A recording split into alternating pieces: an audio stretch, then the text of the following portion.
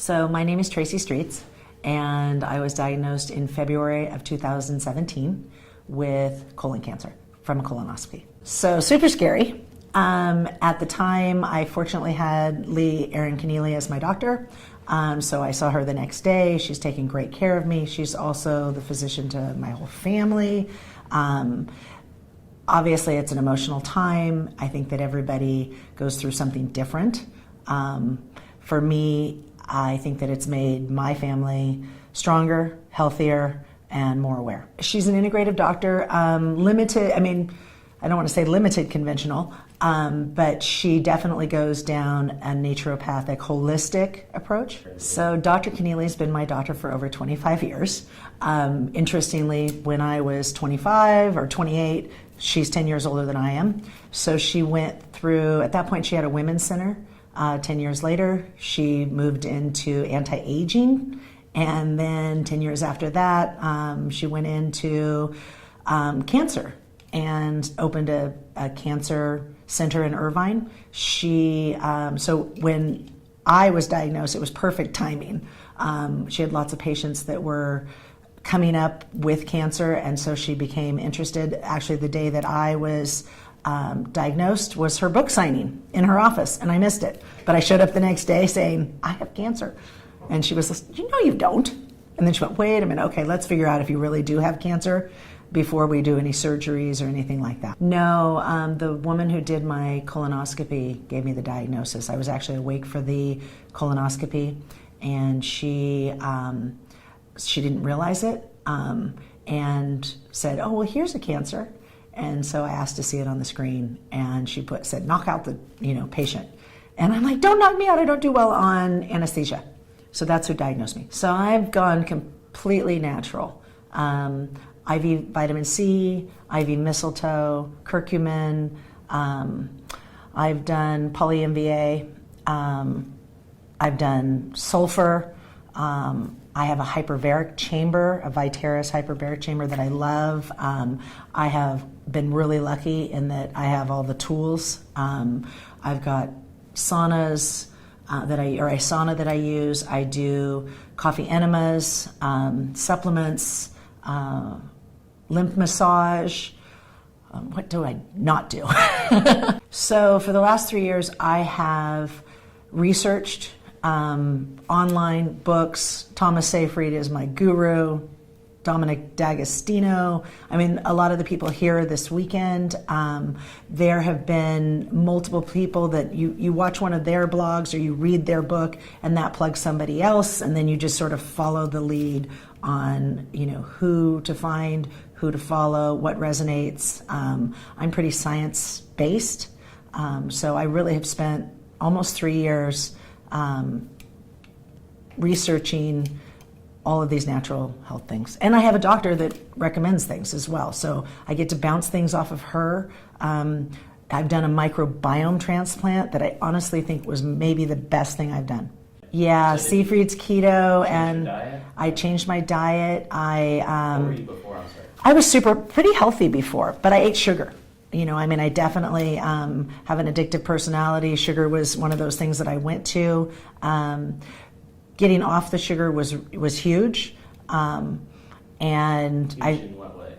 So once I started, looking at my glucose levels and bringing down my glucose, getting off of sugar, the inflammation went away, the aches and pains, anything that was age related, those things really went away. And when I got off the sugar, I also started fasting. So I started with a 1-day fast, 3-day fast, intermittent fasting. Once I'd gone through the fasting, between the hyperbaric and the fasting, I think those are the best things I've done other than the microbiome transplant. Your eyes become completely white after 3 days of fasting. Your blood vessels come down and your wrinkles go away. It's amazing. Your stomach tightens up. Everything is better. Your skin's better. That's part of the problem with a lot of these things is there's no quantitative analysis here. What works for each different body. So what I did was I've tried different things at different times. I try to rotate things, on a 3-month basis. Right now I'm, anti-parasitic, trying to go down that road, clean up my fungus, clean up my parasites. I have parasites. We all do. We all have worms. And so I try to do things cyclically. I'm getting better at that. What I really need to do is go, okay, in the spring you do this, and then you do it again in the fall, seasonally. But I'm just realizing that. And, I think that the more you learn, it takes you from one space to the next, and all of it's eye-opening. Obviously I didn't try everything in the beginning. I've just added things. So I'd say Conneally's super, super bright. She's aware of all of these things. Conneally didn't fast because it wasn't good for her. She doesn't recommend anything she hasn't tried. So even the microbiome, I went in and she's like, I haven't done that, So she recommended it as well because she just went, okay, this makes sense. Here's how to go about it. And so she's well aware of all of it, and she's read everybody's books. So she was a really good source of information, but she was also is a really good source to bounce things off of. And she has allowed me to do that. And she wants you to take care of yourself. I'm in charge of my own cancer care, and she is definitely my guru, but she's also backing me up and giving me new ideas. A team, really. Her facility, between Liliana, her nutritionist, she's a great sounding board. I don't do everything that she says, but I do most of it. So when TTAC first came out, I was obviously just before I think I was diagnosed. I don't actually know the year. So I started watching that. I think I ordered it online, and for the first couple of years I was recommending it to people, and nobody had really heard of it. And it was interesting. I was looking at people that had survived, pancreatic cancer, and people that had survived things and were doing different things all over the world. And I thought that was really interesting. I liked the science behind it. That was where they hooked me. That's really what it was about for me. So I was diagnosed in February of 2017. 17. And so not too long ago. So, I'm going up on 3 years. Yeah. So 2020 will be 3 years. So I still have cancer. I have circulating tumor cells, which I think is huge. That's one of the things that people need to monitor and that they don't. So I want to get rid of my circulating tumor cells. So I'm still stage 0 to 1, or I am stage 0 to 1. I don't have, metastatic cancer, but I haven't gotten rid of my tumor either. Yeah, absolutely. I think that, this is, somebody just said the worst thing that's ever happened to you is often the best thing that's ever happened to you, as far as knowledge, confidence, healthcare. I feel really good about where I am. Right. No, and I wasn't coasting. I was just abusing.